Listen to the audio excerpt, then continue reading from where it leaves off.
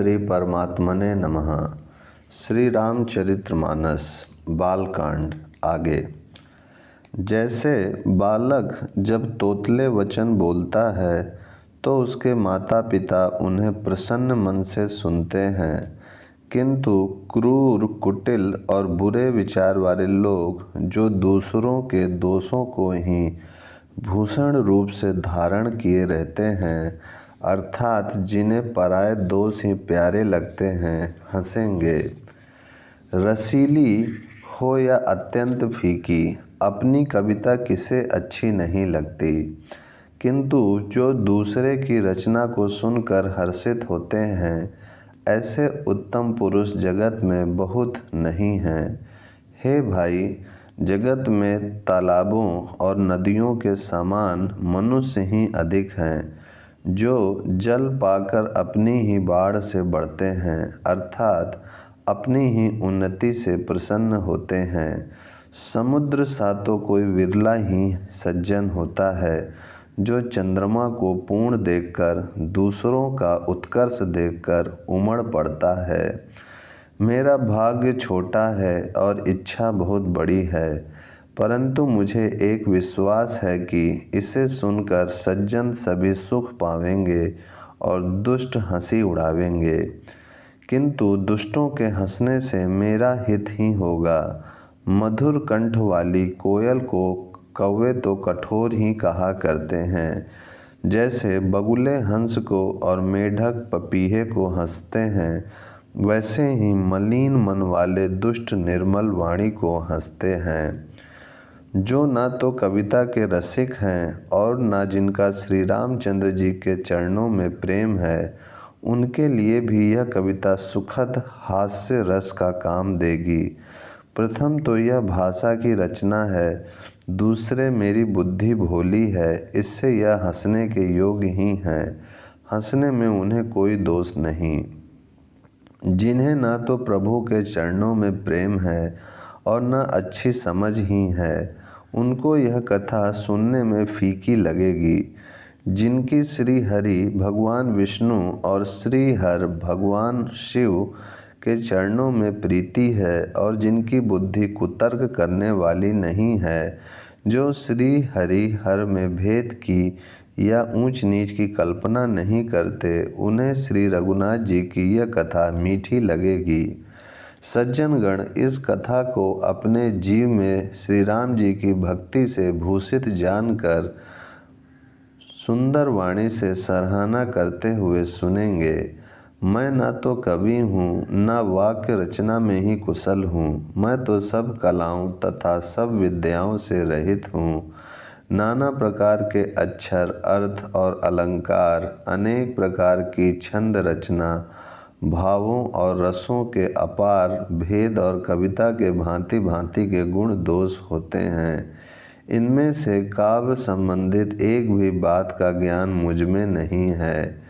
यह मैं कोरे कागज पर लिखकर शपथपूर्वक सत्य सत्य कहता हूँ।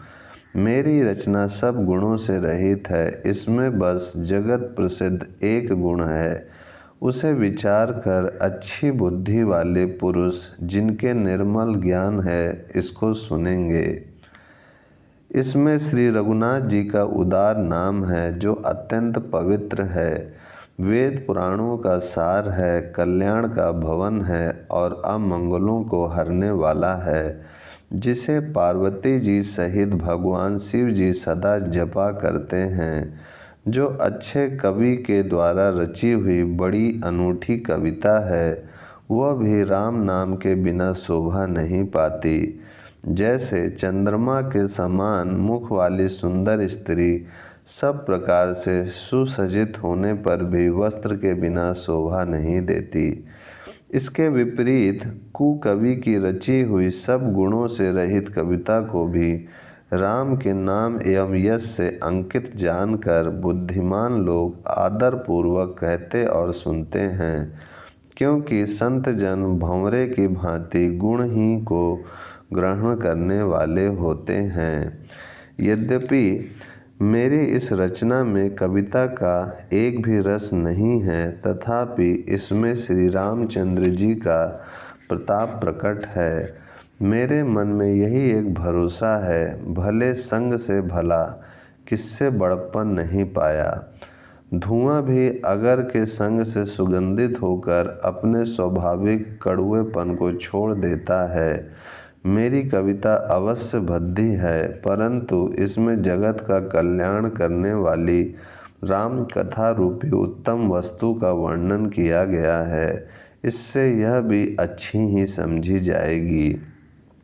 तुलसीदास जी कहते हैं कि श्री रघुनाथ जी की कथा कल्याण करने वाली और कलयुग के पापों को हरने वाली है।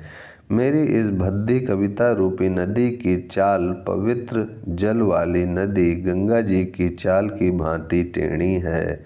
प्रभु श्री रघुनाथ जी के सुंदर यश के संग से यह कविता सुंदर तथा सज्जनों के मन को भाने वाली हो जाएगी।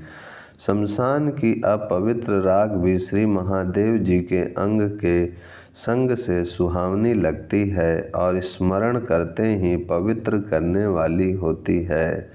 श्री राम जी के यश के संग से मेरी कविता सभी को अत्यंत प्रिय लगेगी। जैसे मलय पर्वत के संग से काष्ठ मात्र चंदन बनकर वंदनीय हो जाता है, फिर क्या कोई काठ की तुच्छता का विचार करता है। श्यामा गौ काली होने पर भी उसका दूध उज्जवल और बहुत गुणकारी होता है, यही समझकर सब लोग उसे पीते हैं। इसी तरह गंवारू भाषा में होने पर भी श्री सीताराम जी के यश को बुद्धिमान लोग बड़े चाव से गाते और सुनते हैं। मणिक और मोती की जैसी सुंदर छवि है, वह सांप, पर्वत और हाथी के मस्तक पर वैसी शोभा नहीं पाती। राजा के मुकुट और नवयुवती स्त्री के शरीर को पाकर ही ये सब अधिक शोभा को प्राप्त होते हैं। इसी तरह बुद्धिमान लोग कहते हैं कि सुकवि की कविता भी उत्पन्न और कहीं होती है और शोभा अन्यत्र कहीं पाती है। अर्थात कवि की वाणी से उत्पन्न हुई कविता वहाँ शोभा पाती है जहाँ उसका विचार, प्रचार तथा उसमें कथित आदर्श का ग्रहण और अनुसरण होता है। कवि के स्मरण करते ही उसकी भक्ति के कारण सरस्वती जी ब्रह्मलोक को छोड़कर दौड़ी आती हैं। ओम शांति शांति शांति।